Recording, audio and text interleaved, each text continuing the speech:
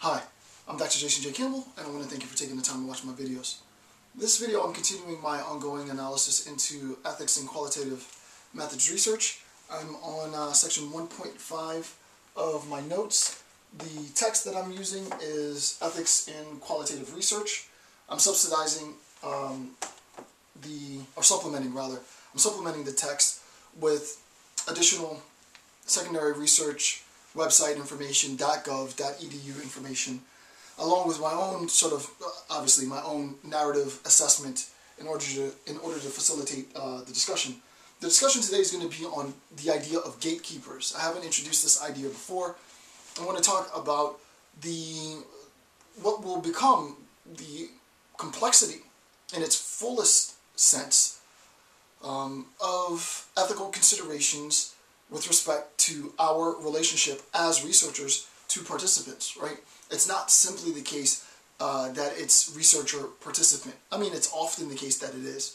But the whole idea of this second series installment as a rather extensive addition to Qualitative Methods Research 1 is a recognition of the complexity of ethical considerations. And one of the things that I said in the first maybe hour, 2 hours of the video series was that we always have to make sure that we put ethical considerations above and beyond our quest for observational data.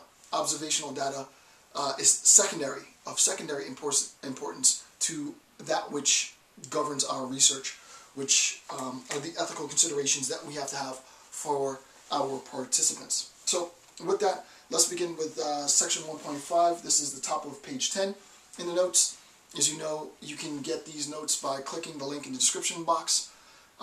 Click the link in the description field. It'll take you to the PDF. Download the PDF and use it to guide your process through. So this is going to be well, first we start with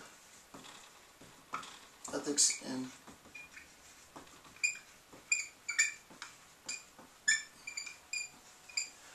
this is section 1.5, and we're going to talk about the ethics of gatekeeping.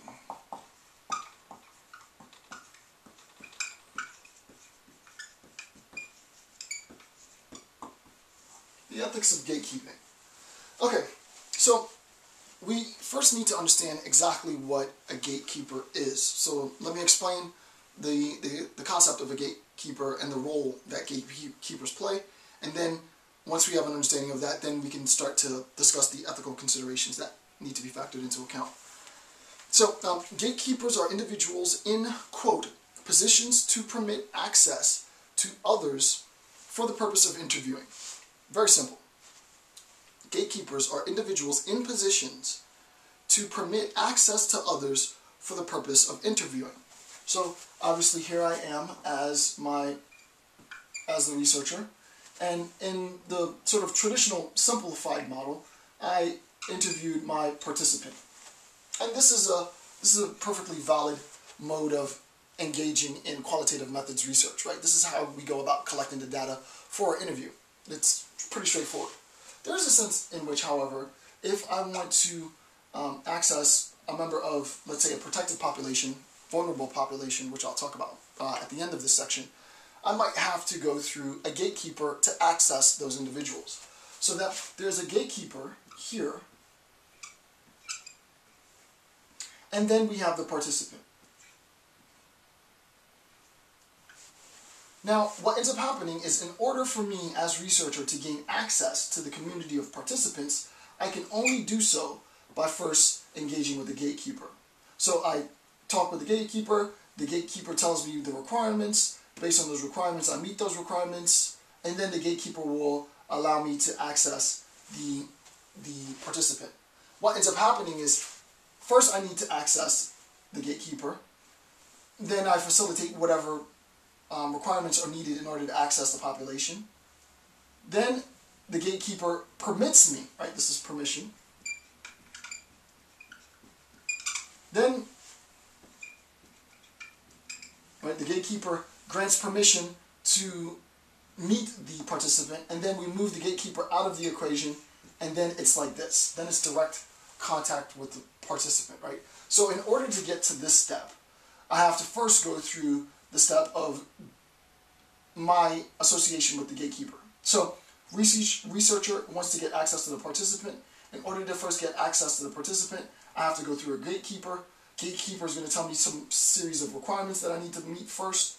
I meet those requirements. The gatekeeper grants me permission to gain access to the participants, and then I have access to the participants like I normally would. So the role that we're going to be considering then is the role of the gatekeeper in this process.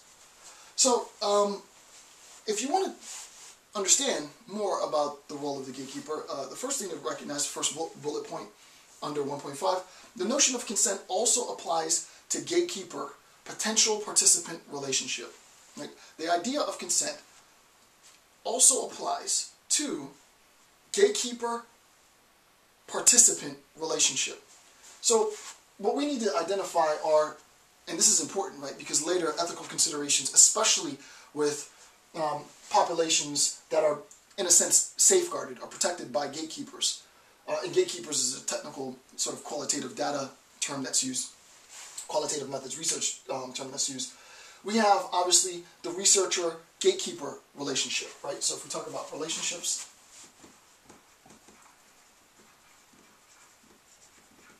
we have the researcher and gatekeeper relationship. We have the gatekeeper and the participant relationship. Researcher-gatekeeper relationship. We have the gatekeeper-participant relationship. And then we have, obviously, the researcher and participant relationship. Right? So, researcher-participant, researcher and gatekeeper, gatekeeper and participant. Just so that we have an understanding of the relationships.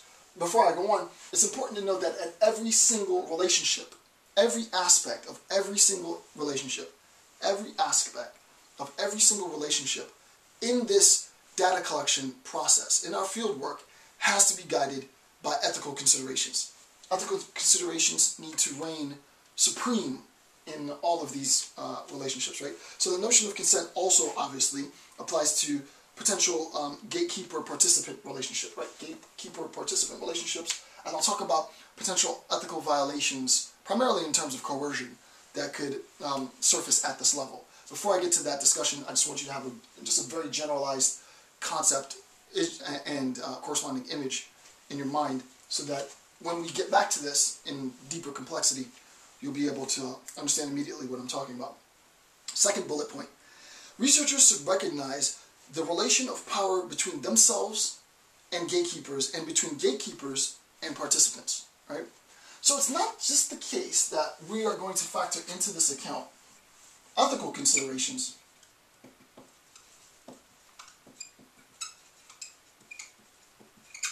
but that we also have to factor into this account power relations. In fact, the argument is you can't properly be said to incorporate ethical considerations into your research design, into the design of your research, without factoring into account power relations. Right? I'll say that again. You can't properly be said to factor ethical considerations into your research design, the way in which we govern our research, without factoring into account power relations. We need to know the power relations, not just between myself and the participant, that's relatively easy to assess, but we also, in cases where we're talking about gatekeepers, that the gatekeepers and the relationship between the gatekeepers and the participants is one in which there isn't an imbalance, an unfair imbalance, or an abuse of power with respect to the power relation between the gatekeeper and the participant. So very, very important. I'll return to that as well. And then the last bullet point, number 3, right under 1.5, gatekeepers function as a means of accessing potential participants. The notion of access and accessibility will factor into our analysis of ethics in qualitative research. The whole role of the, I'm not sure if my green's working yet. Do I have another color over there? I don't think so. Access. The whole idea is to grant access, right? I'm not sure if you can see that. Right. The whole idea is to grant access. The gatekeeper